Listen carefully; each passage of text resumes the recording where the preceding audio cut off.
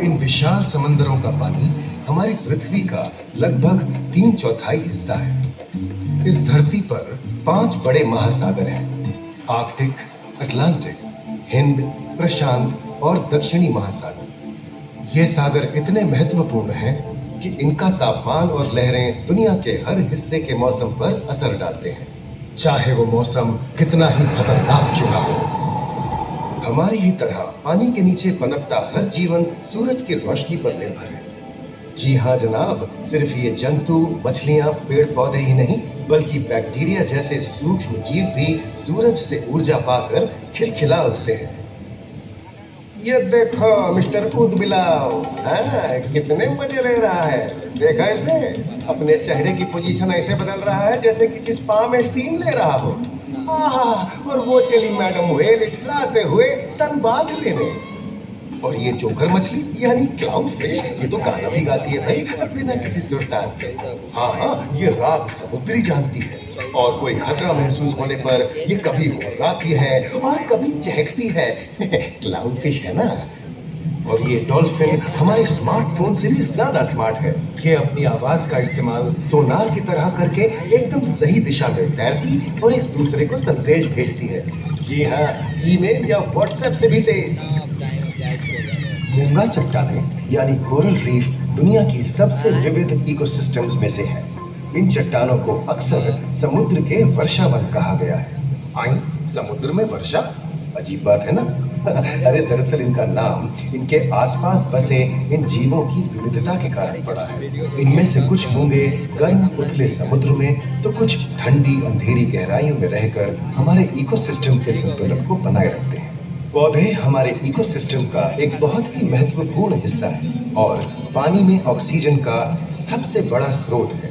इस नीले पानी में मौजूद कई पौधों में से एक बहुत ही महत्वपूर्ण पौधा है फाइटोप्लैंक्टन, जो पूरी दुनिया की ऑक्सीजन की जरूरत का लगभग 50% बनाकर हमारा अस्तित्व बनाए रखता है। इन समुद्रों में पहुंचने वाली सूरज की रोशनी की मात्रा के हिसाब से उन्हें 3 क्षेत्रों या परतों में बांटा गया है। सतह के सबसे नजदीक वाली परत को यूफोटिक जोन या सनलाइट जोन कहा जाता है। जाहिर है कि यहाँ सूरज की सबसे ज्यादा रोशनी पहुंचती है और 90% समुद्री जीवन इसी परत में मौजूद है। अगली गहरी परत को डिस्पोटिक जोन या ट्वाइलाइट जोन कहा जाता है। इस परत तक सूरज की सिर्फ 1% रोशनी पहुंचती है, जो पौधों के जिंदा रहने के लिए काफी नहीं है।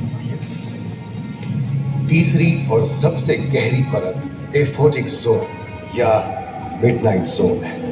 यहाँ सूरज की रोशनी बिल्कुल नहीं पहुंचती। ये परत पूरी तरह से अंधेरी और ठंडी होती है, बिल्कुल किसी हॉरर मूवी के सीन जैसे।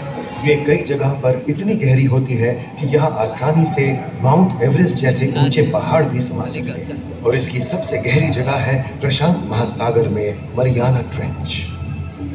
महाद्वीपीय तटों के साथ लगे उतने समुद्री इलाकों तक पहुंचना आसान है, लेकिन ये समुद्र का सिर्फ 10% है। समुद्र की गहराई जितनी बढ़ती जाती है, उतने ही वहां के हैरत अंगेज जीव जिन तक पहुंचना मुश्किल होता जाता है।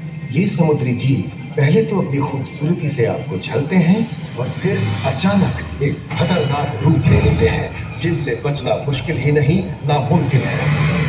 और ये क्या, अचानक ये रोशनी कहाँ से आई? ओहो, ये तो जेलीफिश का झुंड है, जिनकी रोशनी एकदम डिस्को लाइट की तरह लगती है। वाह, ये बिना बात, अब सभी बड़ी छोटी मछलियां इन चमचमाती डिस्को लाइट को देखकर पार्टी करने आएंगी। और फिर यही रोशनी उन्हें बेरहमी से दबोचकर उनका शिकार करके अंधेरे में वापस गायब हो जाएगी। लेकिन सभी शिकारियों को छलावे से रुकाना नहीं पड़ता।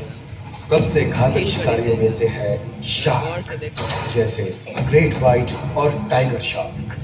शार्क आमतौर पर सूरज ढलने के बाद अंधेरे में शिकार पे निकलती है समुद्री जीवों का यमराज।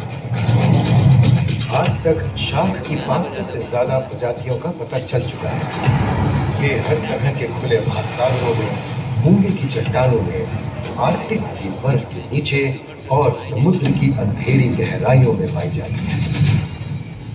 और ये है समुद्री घोड़ा, जो तबड़क तबड़क नहीं, छप छप छप छप करता है, यानी दौड़ता नहीं, तैरता है। हमने इन समुद्रों के बारे में बहुत कुछ जाना है, पर अभी भी बहुत कुछ जानना बाकी है।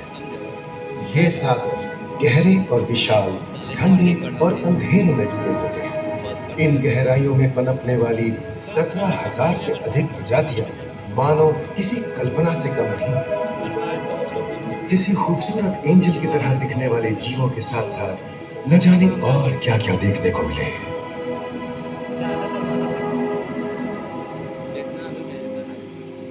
इन विशाल सागरों के इकोसिस्टम इनके बाहर तक फैले हैं। खारे पानी की खाड़ियां, समुद्रों, समुद्र तटों और नमकीन दलदली इलाकों तक। मानव जाति दशकों से प्लास्टिक, जहरीले रसायन, तेल और ऐसी कई चीजों को पानी में बहाकर समुद्रों को नुकसान पहुंचा रही है।